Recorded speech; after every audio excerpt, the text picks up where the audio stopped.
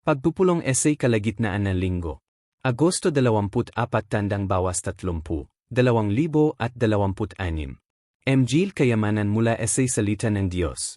Tema: Dinidisiplin ni Jehovah Yenji kanyang MJ lingkod essay wastong antas. Mahal na mga kapatid at mga kaibigan. Ang tema natin ngayon ay, dinidisiplina ni Jehovah ang kanyang mga lingkod sa wastong antas. Walang gustong may tama.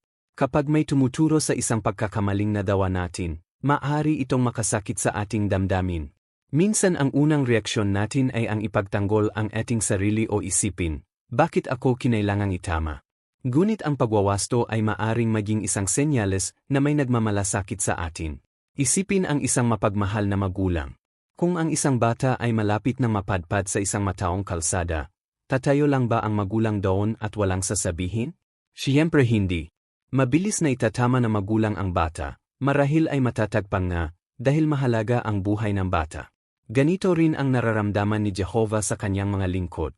Kapag kinakailangan ang disiplina, hindi niya dinidisiplina dahil kinapopotan niya tayo. Dinidisiplina niya tayo dahil mahal niya tayo at gusto niyang manatili tayong malapit sa kanya. Malinaw natin itong makikita sa paraan ng pakikitungo ni Jehovah sa mga Judyo noong panahon ni Jeremias. Samahan ninyo akong basahin ang Jeremias Kabanata 20, mga talata 12 at 13. Sabi sa Jeremias 20, 12, 13, tatawag kayo sa akin at lalapit at mananalangin sa akin, at pakikinggan ko kayo. Hahanapin ninyo ako at masusumpungan ninyo ako, sapagkat hahanapin ninyo ako ng buong puso. Kay init na paanyaya mula kay Jehovah. Ang mga Judyo ay nakaranas na matinding disiplina. Ang Jerusalem ay winasak, at marami sa kanila ang dinalang tapon sa Babylonia. Nagdusa sila dahil paulit-ulit nilang sinuway si Jehovah. Ngunit pansinin na hindi sinabi sa kanila ni Jehovah, nabigo kayo, kaya wala na akong pakialam sa inyo. Sa halip, sinabi niya sa kanila na maaari silang tumawag sa kanya. Maaari silang manalangin sa kanya. Maaari nila siyang hanapin at matagpuan. Itinuturo nito sa atin ang isang bagay na lubos na nakapagpapatibay loob tungkol kay Jehovah. Kahit na dinidisiplina niya ang kanyang mga lingkod, hindi siya tumitigil sa pagmamahal sa kanila. Kailangang matuto ang mga Judyo na hanapin muli si Jehovah. Bago ang kanilang pagkatapon, madalas silang gumagawa ng mga desisyon nang hindi tinatanong kung ano ang gusto ni Jehovah. Nagtiwala sila sa sarili nilang pag-isip at bumaling sa mga huwad na Diyos. Ngunit pagkatapos ng kanilang disiplina, nais ni Jehovah na magbago sila. Nais niyang hanapin nila siya ng buong puso.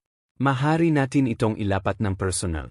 Kapag may desisyon tayong gagawin, malaki man o maliit, hinihingi ba natin ang patnubay ni Jehovah? Ipinagdarasal ba natin ito? Hinahanap ba natin ang mga prinsipyo ng Biblia na makakatulong sa atin na gumawa ng mabuting desisyon? Iyan ay isang paraan na ipinapakita natin na si Jehovah talaga ang ating Diyos.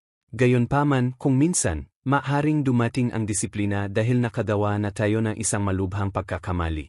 Marahil ay binaliwala natin ang payo ng Biblia o hinayaan nating magkaroon na maling saloobin.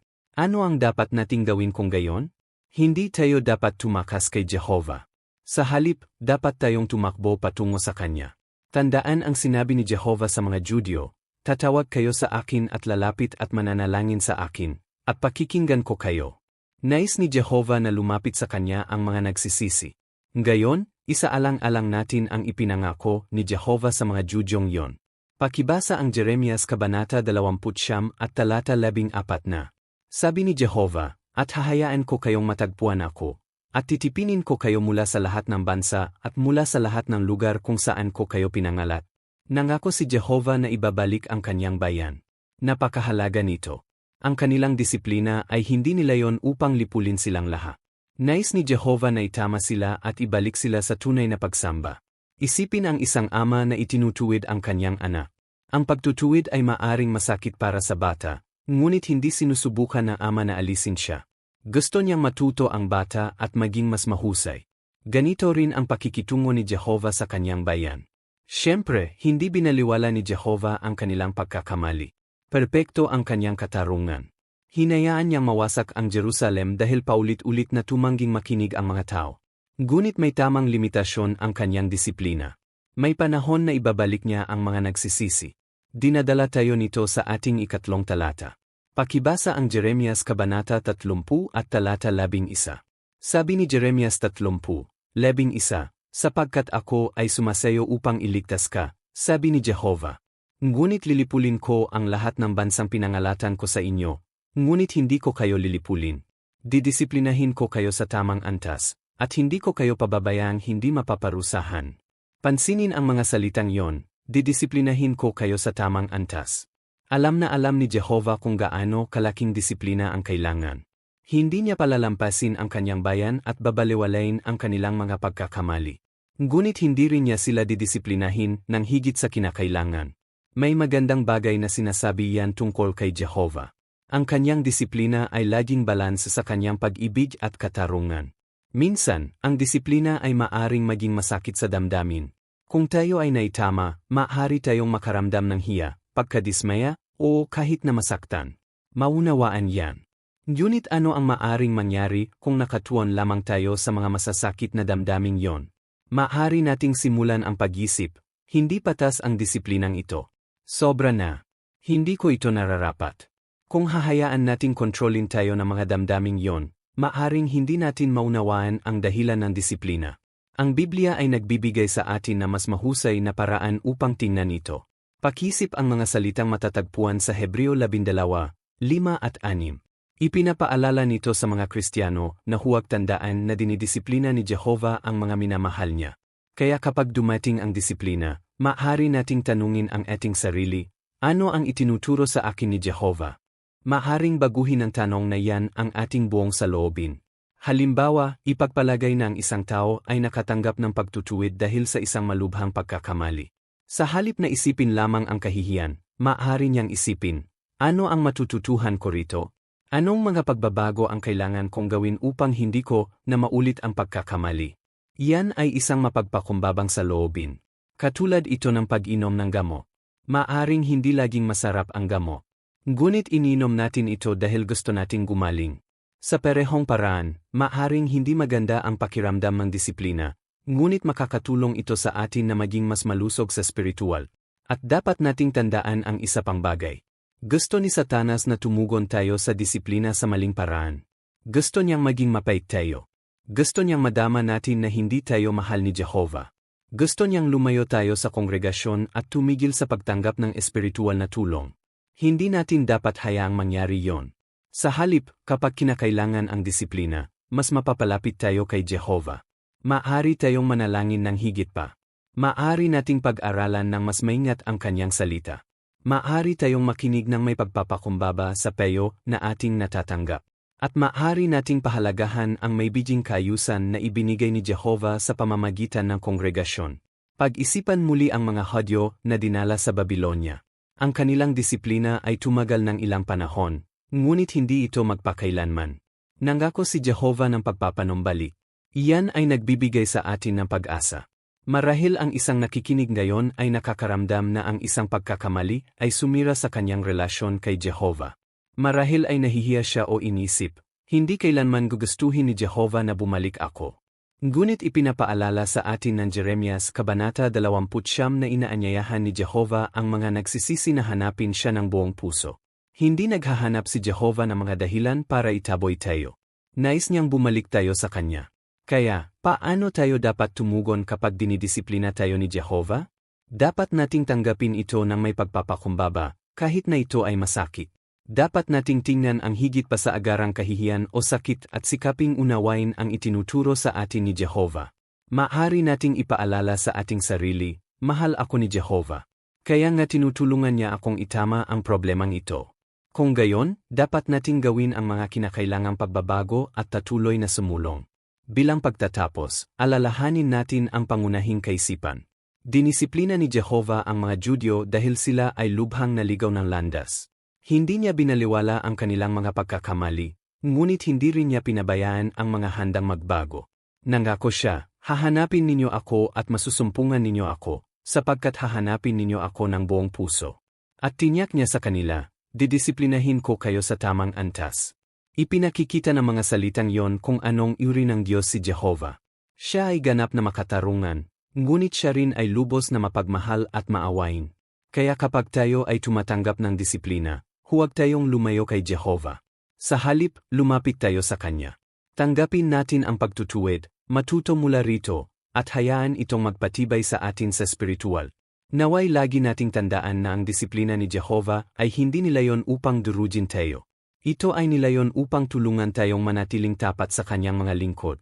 At iyon ay tunay na isang kapahayagan ng kanyang pag-ibig. MG Spiritual NA Himaya para Essay Linggong IT. Agosto 24 30, 2026. Jeremias 20 30. Tanong 1.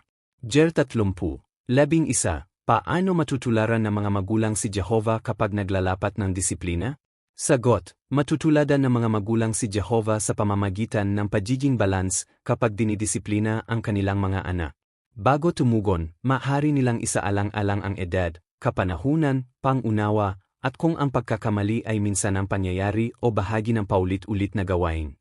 Ang isang pagod o nababagabag na bata ay maaring mangailangan na matiyagang patnubay sa halip na isang malupit na reaksyon. Tanong 2. Anong mga espiritual na hiyas mula sa pagbasa ng Biblia ngayong linggo ang gusto mong ibahagi? Komento. Ipinapakita ng Jeremias 20, 5-7 na ang mga lingkod ni Jehovah ay dapat manatiling produktibo at positibo kahit na mahirap ang mga sitwasyon. Hinikayat ang mga Judyong tapon na manirahan, magtrabaho, bumuo ng mga pamilya, at tumulong sa kapakanan ng lungsod kung saan sila nakatira. Gayon din, kapag nagbago o naging mahirap ang mga sitwasyon, hindi tayo dapat tumigil sa pagsulong sa spiritual. Maaari tayong magpatuloy sa pagtatrabaho, pangangalaga sa ating pamilya, pagdalo sa mga pulong, at paglilingkod kay Jehovah ng may kagalakan. Ipinapakita ng Jeremias 20, 8, siyam ang panganib ng paniniwala sa mga mensahe dahil lamang sa nakakaaliw ang mga ito. Sinasabi ng mga bulaang propeta sa mga tapon ang gusto nilang marinig. Sanggayon, maraming tao ang nagtataguyod ng mga ideyang nangangako na madaling buhay o agarang tagumpay. Dapat nating maingat na ihambing ang ating naririnig sa salita ni Jehovah sa halip na tanggapin ang isang bagay dahil lamang sa nakakaakit ito. Ipinapakita ng Jeremias 20, 10 na laging tinutupad ni Jehovah ang kanyang mga pangako, kahit na matagal ang katuparan. Kinailangang maghintay ang mga tapon para sa kanilang ipinangakong pagleya. Gayun din, maaring kailanganin nating maghintay ng matiyaga para matupad ang mga pangako ni Jehovah. Ang paghihintay ay hindi nangangahulugan na nakalimutan na tayo ni Jehovah. Ang kanyang tiyempo ay laging maasahan. Ipinapakita ng Jeremias 20, 11 na hindi pinabayaan ni Jehovah ang kanyang bayan kahit na sila ay dumaranas ng disiplina. Maaari itong maging lubhang nakaaliw kapag tayo ay dumaranas ng isang mahirap na panahon. Ang isang masakit na sitwasyon ay hindi nangangahulugang tumigil na si Jehovah sa pagmamalasakit sa atin. Maaari tayong magpatuloy walang tiwala na nais niya ang pinakamabuti para sa mga nananatiling tapa. Ipinapakita ng Jeremias 20, 12, 13 na nais ni Jehovah na hanapin siya ng mga tao ng buong puso. Ang isang matibay na pakikipagkaibigan kay Jehovah ay nangangailangan ng higit pa sa paminsan-minsang panalangin o pagbabasa ng Biblia. Kailangan natin siyang tunay na hanapin sa pamamagitan ng regular na pag-aral, pagmumini-mini, panalangin, at pakikibahagi sa pagsamba. Kapag ang ating puso ay lubos na nakikibahagi, ang ating relasyon kay Jehovah ay nagiging mas malakas. Ipinapakita ng Jeremias 20, 14 na nahanda si Jehovah na ibalik ang mga taimtim na bumabalik sa kanya. Itinatampok nito ang awa ni Jehovah. Ang isang taong naligaw sa spiritual ay hindi dapat maghinala na wala ng paraan pabalik. Ang tunay na pagsisisi at taimtim na pagbabalik kay Jehovah ay maaring magpanumbalik ng isang nasirang relasyon. Ipinapakita ng Jeremias 20, 17 ang panganib ng pagtanging makinig sa mga babala ni Jehovah. Ang mga taong nagpatuloy sa paghihimagsik ay kalaunan ay nakaranas ng mga bunga ng kanilang mga pagpili. Ipinapaalala nito sa atin na ang payo ni Jehovah ay protection. Ang maagang pagtugon sa pagtutuwid ay maaring maiwasan ang mas malalaking problema sa kalaunan. Ipinapakita ng Jeremias 20, 32 na siniseryoso ni Jehovah ang maling turo. Nilinlang ni Semeas ang bayan ni Jehovah sa pamamagitan ng paglalahad ng sarili niyang mga ideya na para bang nagmula ang mga ito kay Jehovah. Ipinapaalala nito sa mga nagtuturo sa kongregasyon na maging maingat na ang kanilang mga tagibilin ay matatag na nakabatay sa kasulatan sa halip na sa personal na mga opinyon. Itinuturo ng Jeremias 30, siyam ang hari na hinirang ni Jehovah na paglilingkuran ng kanyang bayan. Pinatitibay nito ang ating tiwala sa pamumuno ni Jesus. Ang mga pamahalaan ng tao ay nagbabago at kadalasang nakakadismaya, ngunit ang pamamahala ni Jesus ay nakabatay sa awtoridad ni Jehovah at magdudulot ng pangmatagalang mga benepisyo sa masunuring sangkatauhan. Ipinapakita ng Jeremias 30, 11 na dinidisiplina ni Jehovah ang kanyang bayan sa wastong antas. Itinuturo nito sa mga magulang ang isang mahalagang aral. Kapag itinutuwid ang mga anak, dapat nilang isaalang-alang ang kanilang edad, kapanahunan, mga kalagayan, at mga motibo. Ang disiplina ay dapat na matatag kung kinakailangan ngunit hindi kailanman malupit o labis. Ipinapakita ng Jeremias 30, 17 ang pagnanais ni Jehovah na pagalingin at ibalik ang kanyang bayan. Hindi tinutukoy ni Jehovah ang isang tao sa pamamagitan ng kanilang mga nakaraang pagkakamali. Kapag ang isang tao ay taimtim na nagsisikap na ituwid ang kanilang landas, maharing ibigay ni Jehovah ang espiritual na tulong at pampatibay loob na kailangan upang makabawi. Ipinapakita ng Jeremias 30, 21 na nais ni Jehovah na magkaroon na malapit na kaugnayan ang kanyang bayan sa mga nangunguna sa kanila. Ipinaalala nito sa atin na pahalagahan ang kaayusang ginagamit ni Jehovah upang pangalagaan ang kongregasyon. Dapat ding tandaan ng mga nangunguna na ang kanilang awtoridad ay nagmumula kay Jehovah at sa makatuwid ay dapat gamitin ng may kapakumbabaan at pagmamahal.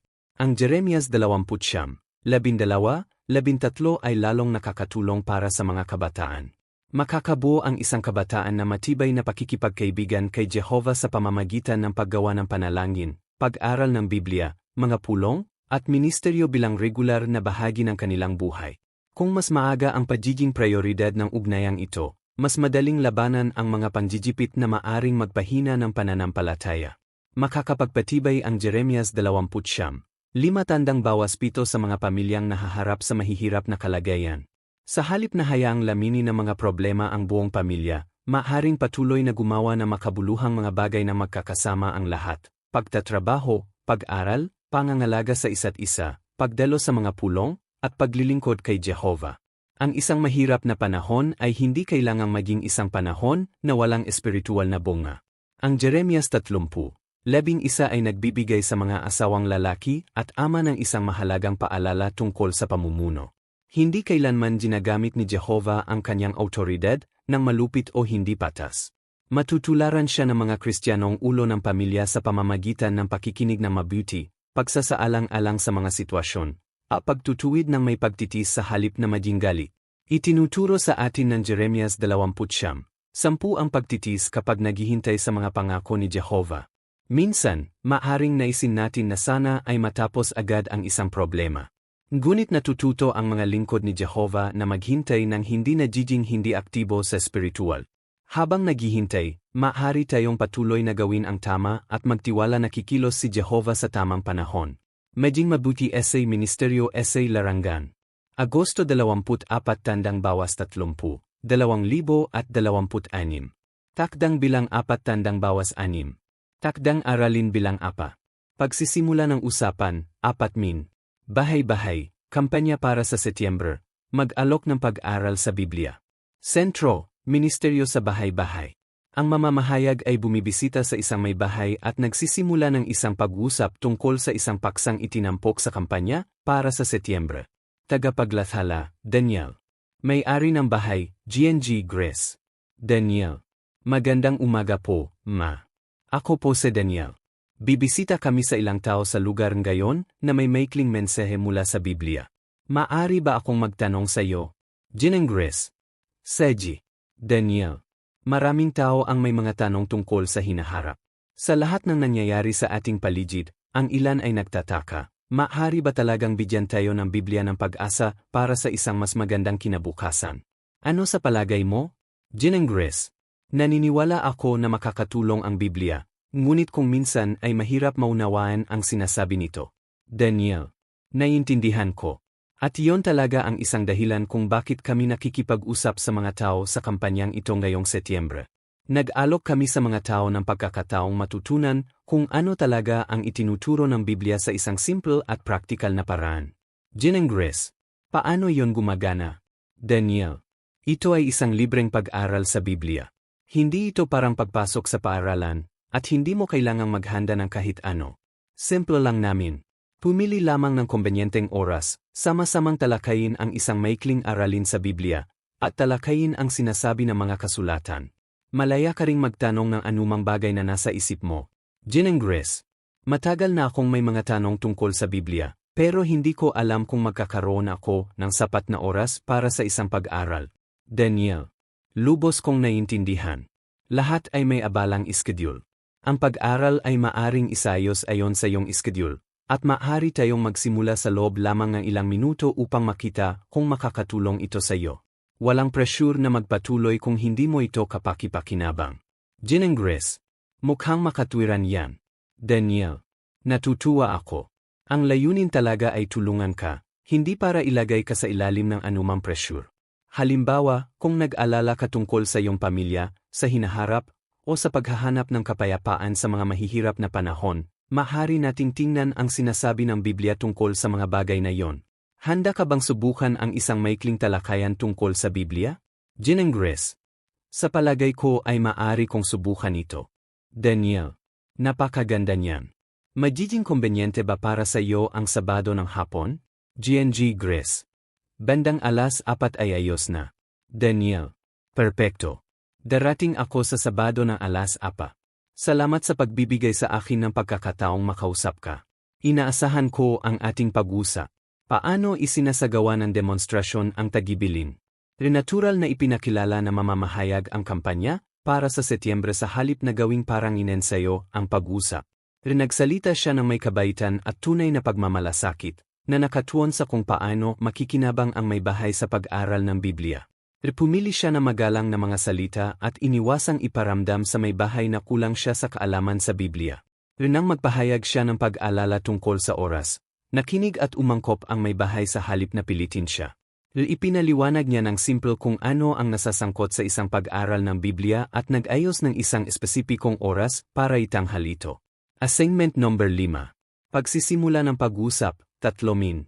Pagpapamatuto essay publiko, kampanya para sa Setyembre. Setting. Isang mamamahayag ang nasa isang pampublikong lugar ng pagpapatoto. Isang lalaki ang nakatayo malapit, nakatingin sa kanyang telepono. Napansin na mamamahayag na hindi siya nagmamadali at magalang na nilapitan siya.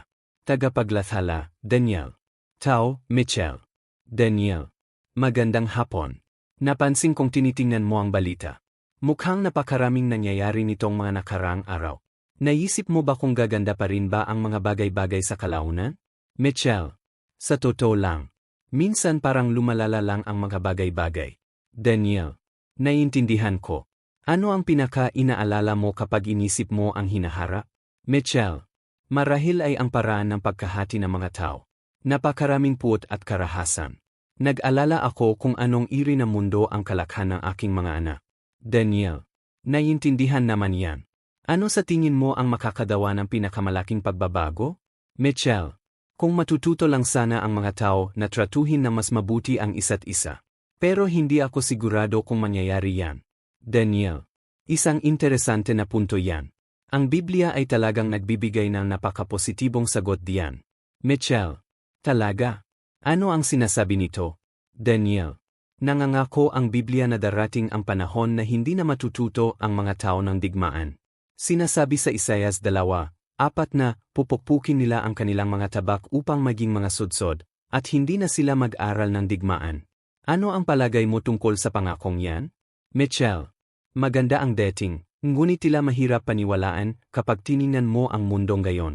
Daniel. Naiintindihan ko kung bakit ganoon ang iyong nararamdaman. Ano ang kailangan mong makita upang makumbinsi na makatotohanan ang pangako ng Biblia? Mitchell. Marahil ay kailangan kong maunawaan kung paano talaga ito isa sa katuparan ng Diyos. Daniel. Magandang tanong yan. Ang kampanya sa Setyembre ay nakatuon sa pagtulong sa mga tao na matuklasan ang sinasabi ng Biblia tungkol sa solusyon ng Diyos sa mga problema ng sangkatauhan. Gusto mo bang tingnan ang isang maikling mensahe batay sa Biblia tungkol dito? Mitchell. Gusto ko yan. Daniel. Napakaganda. Narito ka na. Maaari mo itong tingnan kapag may oras ka. Kung sa tingin mo ay interesante ang paksa, ikalulugot kong ipagpatuloy ang pag-usap sa ibang pagkakataon. Mitchell. Salamat. Daniel. Walang anuman. Sana ay mabigyan mo ito ng pampatibay loob. Paano inilalapat ng demosyong ito ang tagibilin? Nagsimula ang tagapaglathala sa paksa ng kampanya noong Setyembre, ngunit hindi agad nagbigay ng mahabang paliwanag. Mas nakinig siya kaysa nagsalita. Hinayaan si Mitchell na ipaliwanag kung ano ang ikinababahala niya. Ang mga bukas na tanong tulad ng, ano ang pinakakinababahala mo? At, ano ang palagay mo tungkol sa pangakong yon? Ay nagikayat sa kanya na ipahayag ang kanyang sarili. Ginamit ng tagapaglathala ang sariling pagmamalasakit ng tao upang ipakilala ang isang kaugnay na katotohanan sa Biblia. Nanatili siyang mainit at palabiro sa halip na subukang mangibabaw sa talakayan. Takdang aralin bilang 6. Pahayag, 5. Tema, ano ang kahulugan ng Jeremias 20:11? Narinig mo na ba ang isang tao na sumipi ng mga salitang, alam ko ang mga plano ko para sa inyo, noong dumaranas ka na mahirap na panahon? Ang mga salitang yon mula sa Jeremias 20:11 ay lubos na nakaaliw. Ngunit ano talaga ang ibig sabihin ni Jehovah nang sabihin niya ang mga ito? Nangako ba siya na ang bawat individual ay magiging yayaman o magkakaroon na madaling buhay? Ang ibig ba niyang sabihin ay napagpasyahan na ng Diyos ang bawat detalye ng ating kinabukasan? Ang pag-unawa sa konteksto ng talatang ito ay makakatulong sa atin na maunawaan ang tunay na kahulugan nito, at magbigay sa atin ng tunay na pag-asa para sa hinaharap. Ano ang ipinangako ni Jehovah? Basahin natin ang Jeremias 20:11. Basahin ang Jeremias 20:11.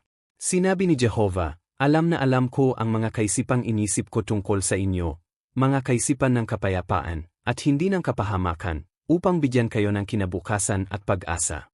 Ang mga salitang iyon ay orihinal na patungkol sa mga Israelita na nabubuhay bilang mga bihag sa Babylonia.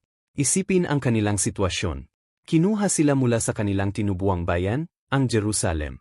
Maaring naisip nila, nalimutan na ba tayo ni Jehovah? Babalik pa ba tayo sa ating tahanan? Ngunit tinyak sa kanila ni Jehovah na hindi niya sila nakalimutan. Mayroon siyang mapayapang kinabukasan sa isip para sa kanila.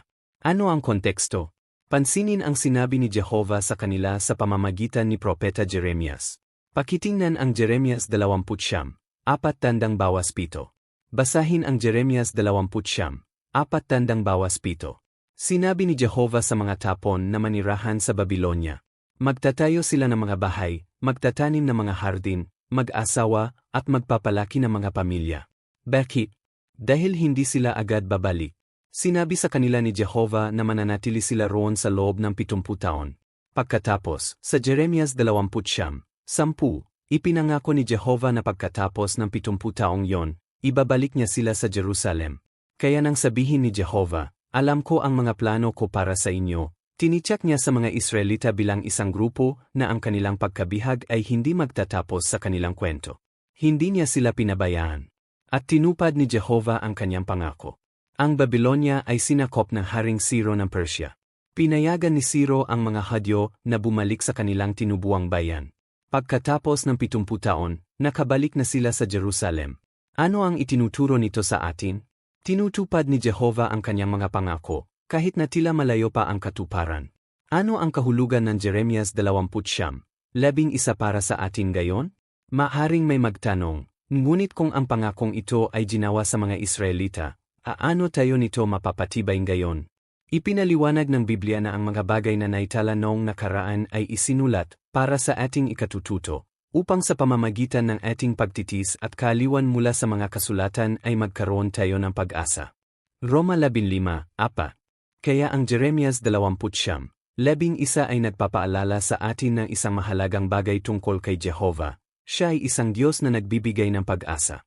Sa kasalukuyan, nangangako si Jehovah ng isang mas magandang kinabukasan para sa masunuring sangkatauhan.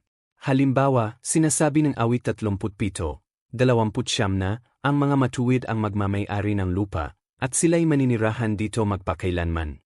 Sa ilalim ng kaharian ng Diyos, magkakaroon ng tunay na kapayapaan, seguridad, at pangmatagalang kagalingan. Kaya kapag nahaharap tayo sa mga problemang gayon, hindi natin kailangang isipin, marahil ay nakalimutan na ako ng Diyos. Sa halip, maaari nating tandaan na nakikita ni Jehovah ang mas malawak na larawan. Ang kanyang mga pangako ay nagbibigay sa atin ng dahilan upang tumingin sa kabila ng ating kasalukuyang mga kahirapan. Dalawang karaniwang maling pagkakaunawa.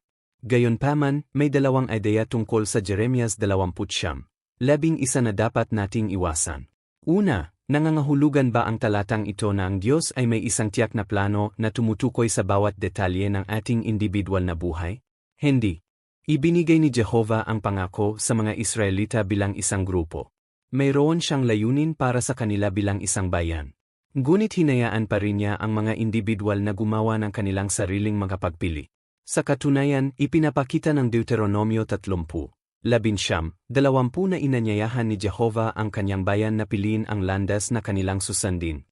Kaya may layunin si Jehovah, ngunit hindi niya kontrolado ang bawat desisyon na ginagawa natin.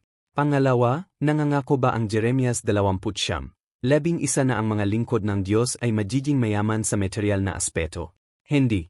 Ginagamit ng ilang salin ng Biblia ang salitang umunlad. Ngunit ang kaisipang Hebreo ay may kinalaman sa kapayapaan, kagalingan, at kapakanan, hindi isang pangako na material na kayamanan. Tinitiyak ni Jehovah sa mga tapon na Judyo na sila ay mabubuhay bilang isang bayan, magtatamasa ng kapayapaan, at kalaunan ay babalik sa kanilang tinubuang bayan. Katulad din gayon, ang paglilingkod kay Jehovah ay hindi nangangahulugan na hindi na tayo makakaranas ng mga problema sa pananalapi, sakit, o iba pang mga kahirapan. Ang ipinapangako ni Jehovah ay mas dakila, isang mapayapang kinabukasan sa ilalim ng kanyang kaharian. Konklusyon. Kaya, ano ang kahulugan ng Jeremias 20:11? Hindi ito isang pangako na ang bawat individual ay magkakaroon na madali o mayamang buhay. At hindi ito nangangahulugan na naipasya na ni Jehovah ang lahat na mangyayari sa atin. Sa halip, tinitiyak nito sa atin na hindi nalilimutan ni Jehovah ang kanyang bayan. Mayroon siyang mapayapang mga kaisipan para sa mga nagtitiwala sa kanya, at ang kanyang mga pangako ay nagbibigay sa atin ng tunay na kinabukasan at tiyak na pag-asa. Kinailangang maghintay ang mga Israelita ng 70 taon bago nila nakita ang katuparan ng pangako ni Jehovah. Ngunit ginawa mismo ni Jehovah ang sinabi niya. Dapat nitong palakasin ang ating tiwala sa lahat ng kanyang mga pangakong gayon. Kaya kapag naging mahirap ang buhay, tandaan ang mga salita ni Jehovah. Alam na alam ko ang mga kaisipang inisip ko para sa inyo, upang bigyan kayo ng kinabukasan at pag-asa. Pagkatapos, ipakita ang iyong tiwala kay Jehovah sa pamamagitan ng patuloy na pag-aral ng kanyang salita, pananalangin sa kanya, at pamumuhay ayon sa kanyang patnubay. Kung gagawin natin yan, maaari tayong umasa ng may kumpiyansa sa mapayapang kinabukasan na ipinangako ni Jehovah. Pamumuhay bilang MGL Kristiyano. Agosto 24, 2026. Hinihiling sa atin na i-play ang video na tiyak na darating ang pandaigdigang kapayapaan, huwag mawalan ng pag-asa. Pagkatapos, sagutin ang tanong, anong mga aral ang natutuhan mo mula sa video? Sagot, itinuro ng video na ang tunay at pangmatagalang kapayapaan ay hindi magmumula lamang sa pagsisikap ng tao. Nangako si Jehovah na wawakasan ng kanyang kaharian ang mga digmaan, karahasan, at pagdurusa. Kaya, may mabuting dahilan para manatiling may pag-asa at magtiwala sa mga pangako ni Jehovah. Ang video ipinakita rin ang kahalagahan ng hindi pagpapahintulot na ang karahasan at mga problema sa mundo ay magpahina sa ating pananampalataya. Sa halip, maaari nating patuloy na ipangaral ang mabuting balita ng kaharian ng Diyos at asahan ang mapayapang kinabukasan na ipinangako ni Jehovah. Pag-aral ng Biblia ng Kongregasyon. Agosto 24, 2026. Takdang bilang 4-6. Kabanata 5. Abraham, hinarap niya ang kanyang pinakamahirap na hamon. Tanong, sa anong mga paraan nagpakita si Abraham ng lakas ng loob sa bahaging ito ng kanyang buhay? Sagot, nagpakita si Abraham ng matinding lakas ng loob sa pamamagitan ng pagsunod kay Jehovah kahit na hiniling niya rito na yalay si Isaac, ang anak na lubos niyang minamahal. Nagtiwala siya na maaring buhayin muli ni Jehovah si Isaac kung kinakailangan. Ang kanyang matibay na pananampalataya sa mga pangako ni Jehovah ay nagbigay sa kanya ng lakas ng loob na sumunod ng walang pag-alinlangan, kahit na ang utos ay napakahirap. Maghukay malalim. Tanong 1. Ano ang ebidensya na si Abraham ay isang makasaysayang tao? Sagot, may matibay na ebidensya na si Abraham ay isang tunay na makasaysayang tao. Maraming beses na tinukoy ni Jesus at ng kanyang mga alagad si Abraham, at inilarawan ng mga manunulat ng Biblia ang kanyang buhay, pananampalataya, at mga aksyon ng detalyado. Kinumpirma rin ng mga tuklas sa arkeolohiya ang pagkakaroon ng mga lugar, kaugalian, at mga gawin na nabanggit sa salaysay, tulad ng pagbili ng lupang Hitet at ang mga kaugaliang kinasasangkutan ng mga tagapagmana at mga lingkod. Tanong 2. Paano maaring natuto si Abraham tungkol sa Diyos na Jehovah? Sagot, maaring natuto si Abraham tungkol kay Jehovah mula sa kanyang tapat na ninunong si Shem, na nabuhay ng maraming taon pagkatapos ng baha. Personal na nasaksihan ni Shem ang mahahalagang pangyayari sa kasaysayan ng tao at nanatiling tapat kay Jehovah. Sa makatuwid, maaring natuto si Abraham tungkol kay Jehovah, sa tunay na pagsamba, at sa kahalagahan ng pananampalataya sa pamamagitan ng halimbawa at turo ni Shem. Tanong 3. Ano ang nagpaging katanggap-tanggap kay Jehovah ang pagsamba ni Abraham? Sagot, ang pagsamba ni Abraham ay katanggap-tanggap kay Jehovah dahil ito ay nagmula sa isang pusong may tunay na pananampalataya at dalisay na motibo. Inihandog niya kay Jehovah ang kanyang pinakamahusay at handang sumunod kahit na napakahirap, gaya ng ipinakita ng kanyang kahandaang yalay si Isa. Pinatunayan ng kanyang pananampalataya at pagsunod na tunay siyang nagtitiwala kay Jehovah. Gaya ng sinasabi sa Roma 4:3, si Abraham ay nanampalataya kay Jehovah, at ito ay ibinilang sa kanya bilang katuwiran. Tanong 4. Paano pinatutunayan ng pangako ni Jehovah kay Abraham sa Genesis 22:17 ang katumpakan ng Biblia sa agham? Sagot, tumpak na inihahambing ng Genesis 22:17 ang mga inapo ni Abraham sa hindi mabilang na mga bituin at bitil ng buhangin. Noong sinaunang panahon, limitado lamang ang bilang ng mga bituin na nakikita ng mga tao nang walang teleskopyo, ngunit wastong inilarawan sila ng Biblia bilang hindi mabilang. Sinusuportahan nito ang katumpakan ng Biblia sa agham at ang katotohanan na ang mga manunulat nito ay ginagabayan ng inspirasyon ng Diyos. Sinasabi ng 2 Timoteo 3:16 na ang lahat ng kasulatan ay kinasihan ng Diyos. Pagninilay nila Yenji MGL Aral. Tanong, paano nakatulong ang pag-asa ni Abraham upang maging matapang? Paano makakatulong sa atin ang pagtutuon ng pansin sa ating pag-asa upang maging matapang? Sagot, ang pag-asa ni Abraham sa mga pangako ni Jehovah ay nagbigay sa kanya ng lakas ng loob na sumunod kahit na naharap siya sa isang napakahirap na pagsubok. Nagtiwala siya na kayang buhayin muli ni Jehovah si Isaas at tuparin ang kanyang mga pangako. Gayon din, ang pagtutuon ng pansin sa ating pag-asa na buhay na walang hanggan at sa mga pangako ni Jehovah ay magbibigay sa atin ng lakas ng loob na harapin ang mga pagsubok, pagsalansang, mahihirap na atas ng hindi sumisuko sa takot. Tanong, paano natin matutularan ang katapangan ni Abraham at maghain kapag tayo ay nakakita ng pagkakataong magpatotoo? Hebreo 13:15. Sagot, matutularan natin si Abraham sa pamamagitan ng pagkukusa na magsalita tungkol kay Jehovah, kahit na tayo ay kinakabahan o hindi komportable ang sitwasyon. Maaari nating gamitin ng may lakas ng loob ang mga pagkakataon upang purihin si Jehovah at ibahagi ang mabuting balita sa iba. Tanong, paano natin matutularan ang katapangan ni Abraham at maghain kapag tayo ay nagpapasya kung paano gagamitin ang ating material na mga bagay? Kawikaan 3:9. Sagot, maaari nating unahin si Jehovah sa pamamagitan ng paggamit ng ating material na mga bagay upang suportahan ang tunay na pagsamba at tulungan ang iba. Maaring mangailangan ito ng mga sakripisyo, ngunit ipinapakita nito na mas pinahahalagahan natin si Jehovah kaysa sa material na mga ari-arian. Tanong, paano natin matutularan ang katapangan ni Abraham at maghain kapag ating nalaman na kailangan ng ating mga kapananampalataya ang ating tulong? Filipos 4:18. Sagot, maaari tayong maging bukas palad at tumugon agad kapag nangangailangan ng tulong ang ating mga kapananampalataya. Tulad ni Abraham, maaari tayong maging handang magbigay ng ating oras, lakas, o material na mga bagay, kahit na nangangailangan ito ng personal na sakripisyo, dahil alam nating pinahahalagahan ni Jehovah ang gayong may biding mga gawa. Tanong, sa anong iba pang mga paraan mo maaring tularan ang katapangan na ipinakita ni Abraham sa salaysay na ito? Sagot, matutularan natin ang katapangan ni Abraham sa pamamagitan ng pagtitiwala kay Jehovah kapag nahaharap sa mahihirap na desisyon o sitwasyon. Sa halip na hayaang pigilan tayo ng takot, maaari tayong manalangin para sa lakas, umasa sa mga pangako ni Jehovah, at sandin ang kanyang mga tagibilin kahit na nangangailangan ito ng personal na sakripisyo. Pagbulay-bulayin Yenji Mles malaking larawan. Tanong, ano ang itinuturo sa akin na salaysay na ito tungkol kay Jehovah? Sagot, itinuturo ng salaysay na ito na lubos na pinahahalagahan ni Jehovah ang pananampalataya, katapangan, at pagsunod. Hindi niya kailanman nalilimutan ang mga nagtitiwala sa kanya, at nagbibigay siya ng lakas na kailangan upang harapin ang mahihirap na pagsubok. Itinatampok din nito ang dakilang pag-ibig ni Jehovah, dahil ang kahandaan ni Abraham na yalay si Isaas ay tumutulong sa atin na maunawaan isaalang-alang ang sakripisyong ginawa ni Jehovah sa pagbibigay ng kanyang minamahal na anak. Tanong, paano nauugnay ang salaysay na ito sa mga layunin ni Jehovah? Sagot, ang kahandaang yalay ni Abraham si Isaas ay nagpakita ng maaga ng layunin ni Jehovah na ibigay ang kanyang minamahal na anak, si Jesus, bilang isang sakripisyo para sa sangkatauhan. Sa pamamagitan ng sakripisyong iyon, gagawing possible ni Jehovah para sa masunuring mga tao mula sa lahat ng bansa na makatanggap ng buhay na walang hanggan at mga pagpapala.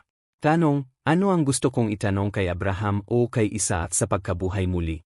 Sagot, magiging interesante na tanungin si Abraham kung ano ang tumatakbo sa isip niya habang naghahanda siyang yalay si Isaac, at kung ano ang nagbigay sa kanya na matibay na tiwala kay Jehovah. Maharing tanungin si Isaas kung ano ang naramdaman niya ng kusang loob siyang magpasakop sa kanyang ama at kung ano ang natutuhan niya tungkol sa pagtitiwala kay Jehovah mula sa karanasang iyon. Salamat sa panonood. Alam mo ba na matutulungan kitang ihanda ang iyong takdang aralin ng maaga? I-click ang link sa mga komento para sumali sa aking Segment Assistant Membership Team.